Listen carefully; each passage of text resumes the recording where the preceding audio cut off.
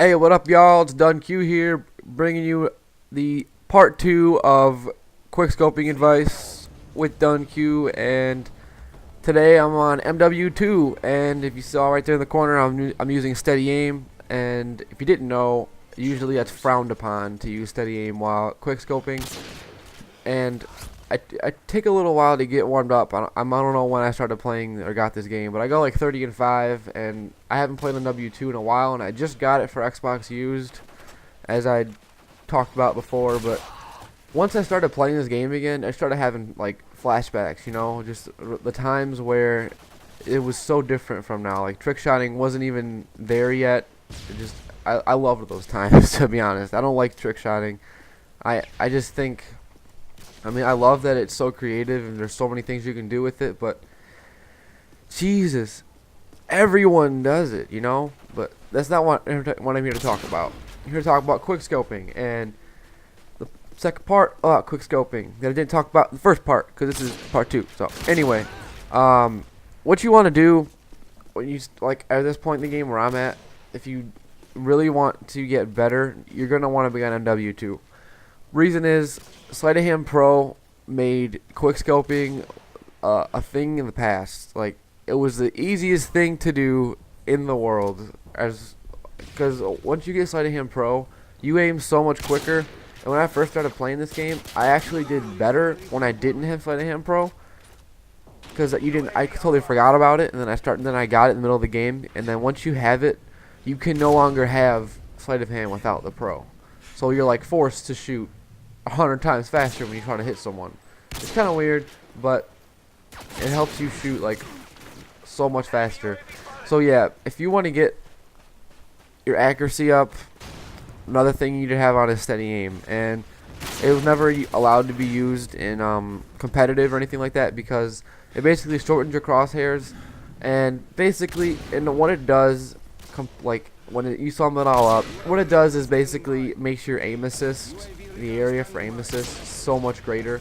So when you're trick shotting, you're no scoping, it's so much easier to hit and drag, because the aim assist is helping you out so much more, and it's crazy how much it really helps you out. But in case you guys didn't know, if you watch trick shotting videos and episodes, when people hit trick shots and they're like flying across the screen, their bullets aren't even hitting the people. To be honest, they're really not, because you'll see the bullet go haywire out somewhere else and ricochet off something. You'll see the flare somewhere.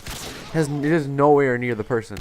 But because of aim assist and the drag effect, it kind of locks on with the person at a certain like angle and degree, and that's how it's worked and how it's always been for every Call of Duty game. That's what aim assist. That's the power of aim assist, guys. If you don't like it, go play Battlefield 3, because it's so much harder to do that in Battlefield with aim assist off.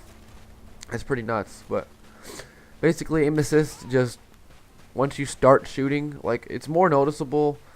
Well, not say more noticeable, but you can also see it prominently with using regular gun, like with an automatic gun, for example. If you start shooting at someone at a distance, if you've ever been killed by a level 2 and you're sniping, and this guy has a UMP, and he can't even make his own class yet, and he gets you across the map, aim assist helps him start shooting you across the map, and he's just tapping the trigger. Okay, he doesn't know how to play this game yet, but he has aim assist, and he probably has a sensitivity up to 2, but the way it came with, like, which is like, I think it's on low, and the lower your sensitivity, the more aim assist is going to help you out, the harder it is when you drag with 10, so that's just a fact also.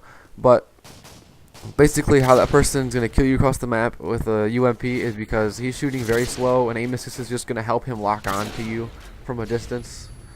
Yeah, it's kind of weird, but use that. Basically, what I'm trying to tell you guys is use that to your advantage when quickscoping. Make sure you have a sensitivity that I wouldn't recommend playing on 10, but everybody does, and I always have. Then once I realized that it really doesn't make a difference to me, it just helps you be more accurate, and I was always on 10, and I was always super accurate. That's how I played game battles in that mini-tage, or mini game battles montage thing. I was using Ninja Pro and sensitivity on 10, but I kind of wish I wasn't, and now I'm looking back, because I don't know, Honestly, sensitivity doesn't really matter, but when you want to learn, I wouldn't recommend jumping to 10 first. That's the big point right there. Make sure you know that. Don't just be on 10 when you're trying to learn and get better at quickscoping. Get turned on. I would use steady aim. As you can see right there, I'm just dragging and hardly getting my scope on people, and you can get kills like it's nothing with Sleight of Hand Pro and steady aim. Like, it's ridiculous. It's a lot of fun though. To be honest, this was the best game for sniping. I think it still is. MW3, I love the MSR, but I feel like the sniping is inconsistent. It's really easy to snipe on there too, but it's just so, I don't know what is about it, but this game is just my favorite game for sniping. Just looking back, using intervention is my favorite thing to do when I snipe, is use this weapon right here. I mean, COD 4, the M40, I love that gun too, but I didn't like that you couldn't have sleight of hand without being weak, without stopping power, and I'm glad stopping power doesn't exist anymore. That was always a plus. Remember, I first started playing this game and picked up a sniper. I kept getting hit markers. I was like, why am I getting... Oh, I got lightweight on. Level 2. There's no such thing as stopping power. And MW3, so... But this gameplay is already wrapping up, guys. I know I didn't talk a lot about like super mount, about quickscoping, but I did what I could, and I hope you guys will take my advice and it'll help you get better in the future. This has been DunnQ, guys. Make sure you leave the video a rating. I have more content in store for you. Today's Saturday, so I don't know when I'm gonna put this up. Maybe Saturday, maybe tonight. I don't know yet, but I'm out, guys. Deuces.